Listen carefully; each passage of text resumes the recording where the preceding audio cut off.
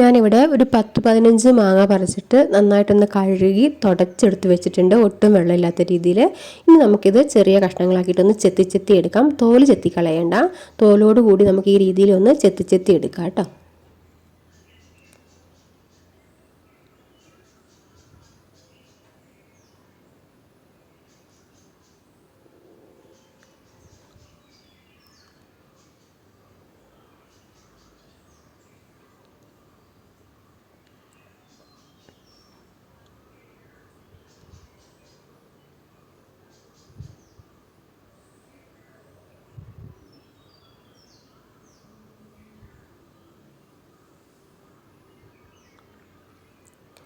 മുഴുവൻ മാങ്ങ ഞാൻ ആ രീതിയിലൊന്ന് ചെത്തി എടുത്തിട്ടുണ്ട്.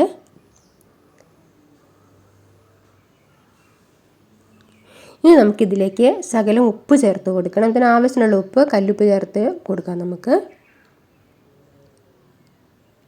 ഈ ഉപ്പ് എല്ലാ ഭാഗത്തേക്കൊന്ന് എത്താൻ വേണ്ടിയിട്ട് ഒന്ന് ഇതേപോലെ ഒന്ന് പാത്രത്തോടുകൂടി എടുത്തിട്ടൊന്ന് മിക്സ് ചെയ്ത് കൊടുക്കാം. ഇനി നമുക്ക് റെസ്റ്റ് ചെയ്യാൻ വേണ്ടിയിട്ട് വെക്കാം. ഒരു രാത്രി വെച്ചാൽ നല്ലതാണ്. ഞാനിപ്പോൾ ഇത് ഉച്ച സമയത്താണ്, നമുക്കൊരു രാത്രി വരെ നമുക്ക് വെക്കാം കേട്ടോ. അപ്പോൾ ഇതാ സമയം രാത്രി ആയിട്ടുണ്ട്. ഞാൻ ഇടയ്ക്ക് ഒന്നും കൂടി ഒന്ന് ഇളക്കിയിട്ട് കൊടുത്തിട്ടുണ്ടായിരുന്നു. അപ്പോൾ ഇത്രയും വെള്ളം ഇതിൽ നിന്ന് ഇങ്ങനെ നന്നായിട്ട് ഇറങ്ങി വന്നിട്ടുണ്ട്. ഇനി നമുക്കിതിലേക്ക് ഒരു 1.5 ടേബിൾ സ്പൂണ് എരിവുള്ള മുളക് പൊടി ചേർത്ത് കൊടുക്കാം.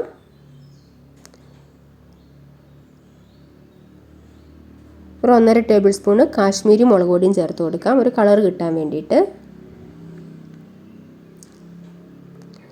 ഇത് ഉലുവായും കടുകും കൂടി ഞാൻ വറുത്ത് പൊടിച്ച് വെച്ചേക്കുന്നതാണ്. ഓരോ ടേബിൾ സ്പൂൺ വീതമാണ് ഞാൻ എടുത്തേക്കുന്നത്. ഞാൻ മുഴുവൻ ചേർക്കുന്നില്ല, ഒരു പകുതി ചേർത്ത് കൊടുത്താൽ മതി.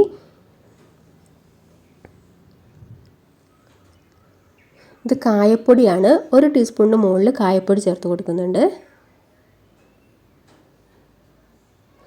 ഇതെല്ലാം കൂടി നമുക്കൊന്ന് മിക്സ് ചെയ്യാം. ഉപ്പ് നമ്മൾ ആദ്യമേ ചേർത്തുകൊണ്ട് മാങ്ങയ്ക്കൊക്കെ നല്ല ഉപ്പ് പിടിച്ചിട്ടുണ്ട്. ഞാനെടുത്ത് കടിച്ച് നോക്കിയായിരുന്നു. ഉപ്പ് കുറവാണെങ്കിൽ നമുക്ക് ലാസ്റ്റ് ചേർത്ത് കൊടുക്കാം കേട്ടോ. നന്നായിട്ട് എല്ലാം കൂടി ഒന്ന് ഇളക്കി മിക്സ് ചെയ്തിട്ടെടുക്കണം. ഉപ്പ് കുറവാണെങ്കിൽ ഉപ്പ് ചേർത്ത് കൊടുക്കണം. അതേപോലെ ഉലുവായും കടുകും ഒക്കെ അതിൻ്റെ ടേസ്റ്റ് നമ്മളൊന്നും കൂടി ലാസ്റ്റ് ഇളക്കി മിക്സ് ചെയ്ത് കഴിയുമ്പോൾ ടേസ്റ്റ് ചെയ്ത് നോക്കിയിട്ട് കുറവാണെന്ന് തോന്നുവാണെങ്കിൽ നമുക്ക് ഇച്ചിരി കൂടി ചേർത്ത് കൊടുക്കാവുന്നതാണ് കേട്ടോ.